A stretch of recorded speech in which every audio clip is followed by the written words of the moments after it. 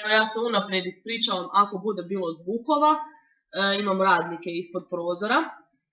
Ok, idemo znači pripremiti fotografiju i rad spreman za zadatak kolorističke perspektive. Znači prvo što moram zapravo namjestiti je veličinu papira. Znači ako moramo printati na papir veličine A3, moram namjestiti da mi ovaj papir bude spreman za A3.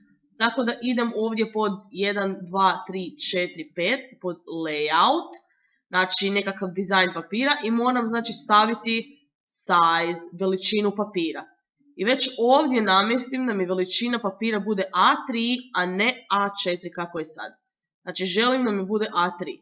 Sad nam je papir uvećan. Zatim idem ubaciti insert, idem ubaciti fotografiju koju želim od svojeg interijera. Znači insert, pictures, znači fotografiju i znači sa ovog uređaja, from this device. I on će meni sada kliknut evo na odabir. Sad sam ubacila fotografiju. E sad primijetit ćete ja tu fotografiju ne mogu pomicati koliko ju god vučem. Ono što želim i ono što vam savjetujem, znači kad vam se otvori ovaj picture format ili ako vam se otvori ovaj znakić, wrap text, kliknite da vam bude square, kvadrat. Kad kliknete taj square, to znači da se tekst može pomicati s koje god strane, ali vi ćete onda moći pomicati fotografiju gdje god želite. I moći ćete ju raširiti maksimalno koliko bude potrebno, znači do samih rubova. Ok, znači maksimalno proširite fotografiju i ja ću ju još izdužiti tako da popuni format malo bolje.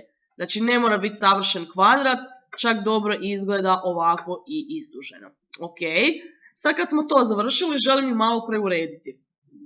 Želim pod prvo promijeniti boju da mi bude siva. I zatim ću fotografiju još dodatno izblijediti na ovaj tu transparency ili prozirnost. Želim ju izblijediti tako da mi se tempere više vide, ne želim da mi se toliko jako vidi print, nego želim da mi se vide tempere i da se print skoro pa ni ne vidi. Znači stavit ću vrlo blijedu verziju toga. E sad kad sam gotova, idem sačuvati file. Znači file, save as i lakše mi je za printaonu sačuvati to kao PDF. Ali možete recimo kao Word.